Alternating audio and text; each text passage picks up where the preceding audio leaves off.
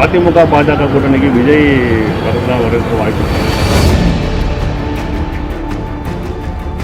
விஜய் நேற்று ஒரு அறிக்கையில் என்ன சொல்லியிருந்தாரு, பாஜகவோட பழைய பங்காளியை இப்போ கூட்டணி உறுதியா இருக்கு, அதனால இது எந்த ஒரு பாதிப்பும் கிடையாது.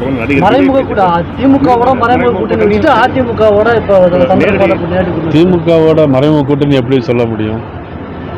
அவர் ஒரு கட்சியினுடைய தலைவர், இன்னைக்கு புதிதாக ஒரு மக்கள் இயக்கத்தை ஆரம்பித்திருக்கிறார். அவர் அப்படி சொல்வது எந்த விதத்தில் நியாயம்னு என்னால் சொல்ல முடியல. நீங்களே சொல்லலாம். எப்படின்னா, எப்படி மறைமுக கூட்டணி நாங்கள் வச்சுருந்தோம்?